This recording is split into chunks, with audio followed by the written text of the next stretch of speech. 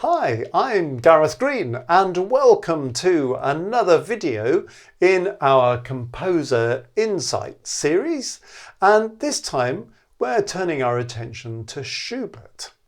Now, Schubert is often identified as a great writer of melody, and I think this is partly because he was a great writer of Lieder, German song. So he loved writing for the voice and producing beautiful melodies, but he can't help producing them in other places as well.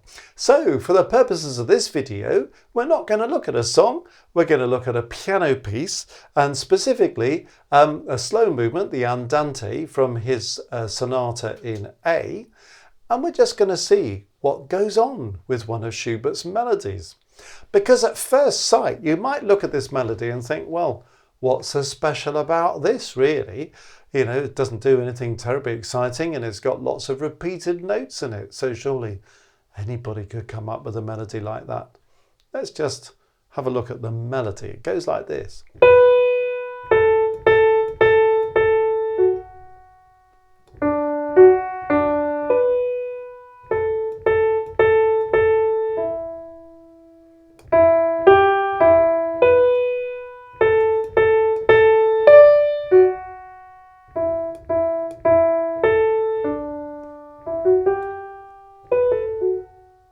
Okay, that's how the melody starts. It's funny, isn't it? Because there are quite a few repeated notes in that, but even just listening to the melody on its own, it has a kind of simple beauty about it.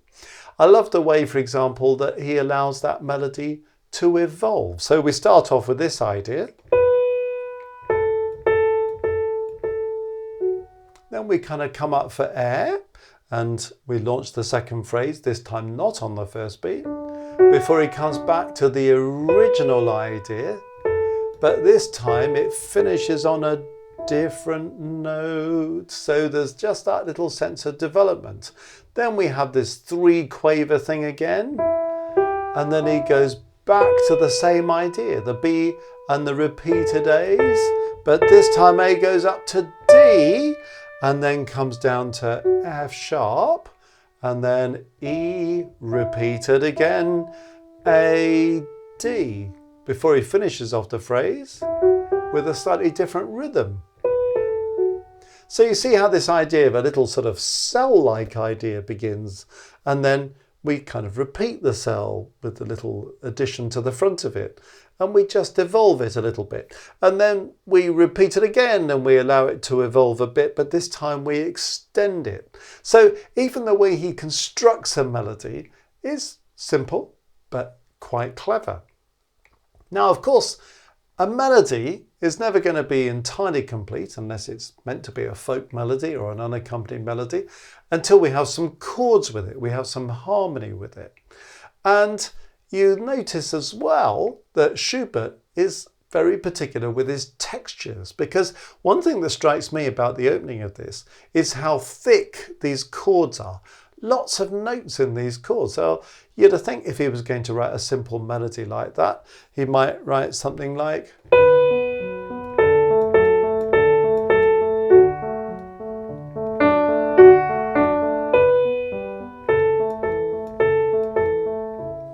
that would fit in with a kind of simple classical nature of it, wouldn't it?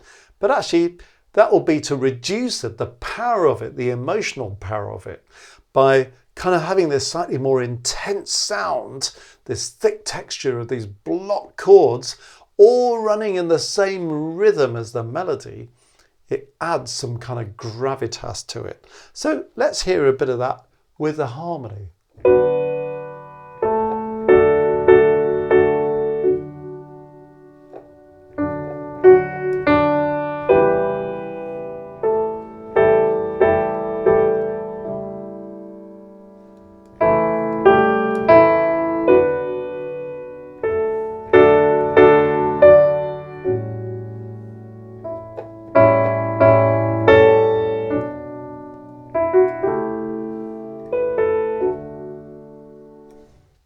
Okay, can you hear what I mean about the thickness of those chords? It really makes it emotionally much more powerful. And what's going on with the harmony? in a way, it's not too complicated. We start interestingly with the chord of B minor in first inversion. Slightly unusual way to start a movement, isn't it? But the B is almost a kind of appoggiatura onto that A. So you see, really, it feels like it's a D major start, but that B is an appoggiatura. So there's a kind of weight on it. He marks it PP, he puts an accent on it. I don't think that means play it kind of really strongly. It just means lean on that first note. So it feels like an appoggiatura, but because it's going on to this D major chord, it means that we immediately start with this sense of yearning. Notice this as well. The melody at the top is doubled up at the top of the left hand. So it comes in octaves.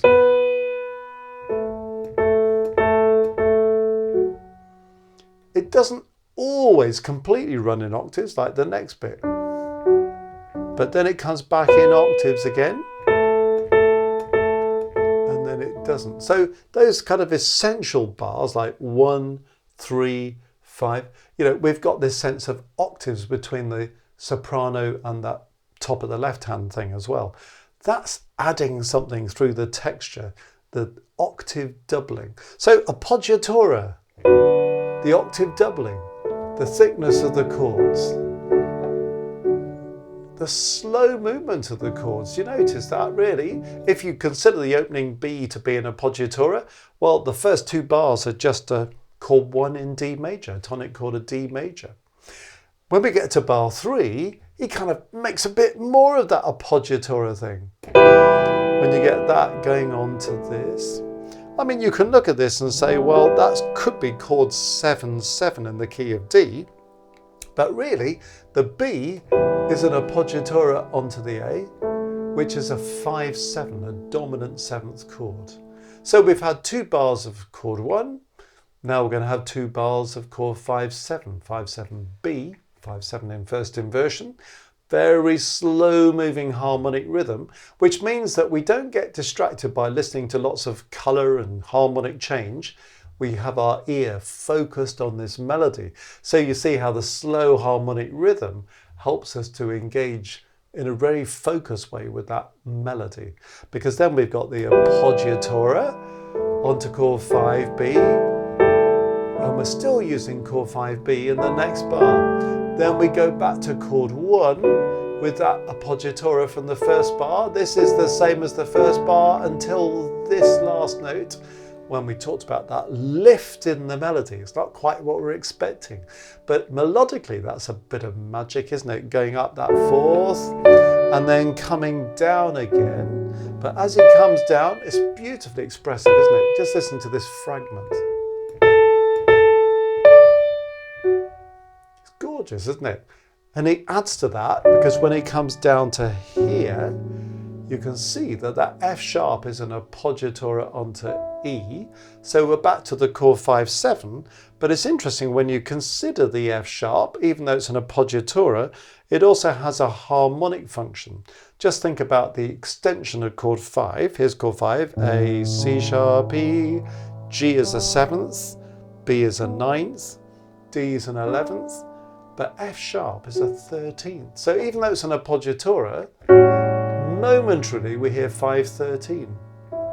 So that really kind of adds some colour to that, makes that melody, that appoggiatura, even more telling, doesn't it?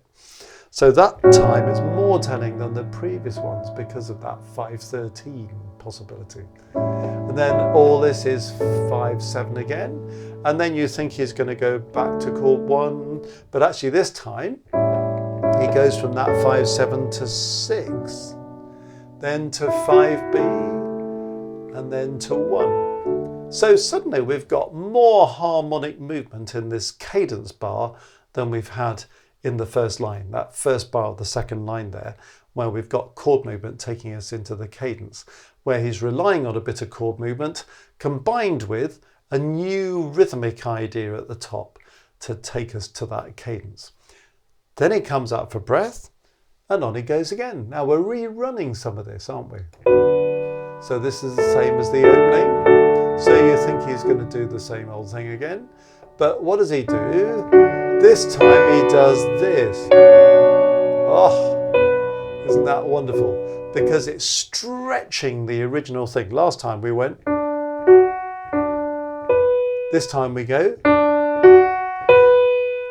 And the C sharp is one note higher than the B was last time round. And of course, he's really going for it with this appoggiatura thing. Because now we've got that C sharp appoggiatura onto the B. And it's a kind of 9/8. The 9 is always really telling in that appoggiatura situation. Still with the thick chords, but the chords now more broadly spaced. And then we're using the B minor chord. So that again, the harmonic rhythm, very kind of static there. Now what he does this time, moves everything up into the next octave really. Carries on with a B minor, with a doubling between the hands, and then he has a G major chord. So that kind of makes something of the melody. The melody's gone up, we're now at the highest point that we've been so far. And just to make that G more poignant, we have this chord that we haven't had before, G major chord there. Oh, wonderful stuff, isn't it? So that's obviously a 4 in the key of D. You might think it's got something to do with B minor by this point. Well, it's chord 6. And then we go on to a B minor. There's a resolution. We feel the tension of the G appoggiatura and the relaxation onto the B minor chord. But then he does it again. It goes higher and has another one of these wonderfully telling appoggiaturas onto a D major chord. And then he goes up to the highest point to date, and then he comes down to this hint of a 5/13 again. So the last bar of line 2 is the same as the last bar of line 1, but an octave higher.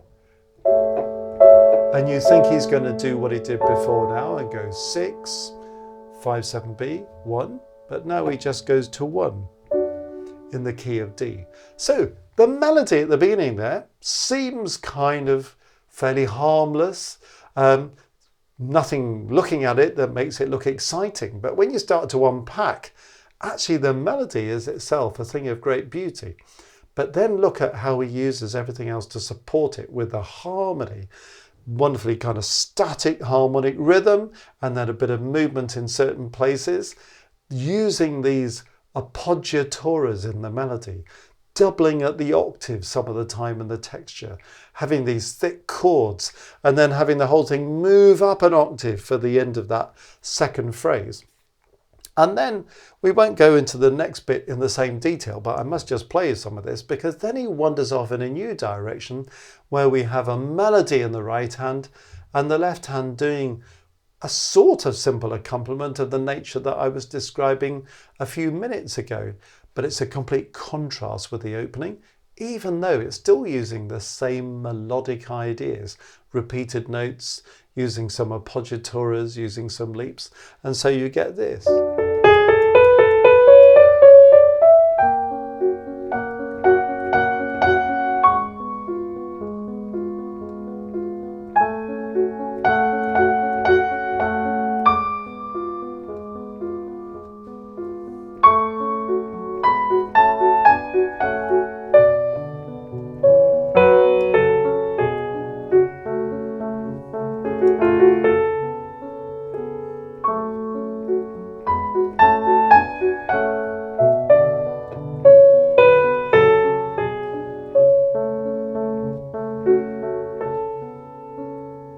And then just as you think he's going to go to a tonic chord, he interrupts the cadence. And then we get this thing with the repeated notes again, and it's becoming a bit more menacing now. Switching between the hands. And then a slightly more dramatic chord. And then he uses it as an opportunity to modulate. And modulate again, and then we're off into a new place, and so on. Well, we could talk about the whole movement, but I just wanted to examine what's going on with the melody. How is the melody in itself something of great beauty and simplicity? But how do other features of the music support that to enhance the genius of Schubert's melodic writing. So I hope you found that interesting and helpful. And if you want to take your musical studies further, well, have a look at our website, www.mmcourses.co.uk, where we've got 20 or more courses about various aspects of music that would enable you to enhance your knowledge of harmony, analysis, counterpoint, theory, composition, all sorts of things there. And I hope that's something that you might enjoy looking at. And while you're on the website, have a click on the link on the homepage that says Maestros, because that comes with all sorts of perks if you want to join Maestros. And it's a way of meeting with other musicians once a month through a live stream. And that may be something that engages you as well, to do more of this kind of study and learning together, and to have the opportunity to share your own compositions, arrangements, performances if you want to. Or you can just come and observe what's going on. There's a great deal to learn and reflect on and to receive some feedback on. So I hope that's something that might be of interest to you.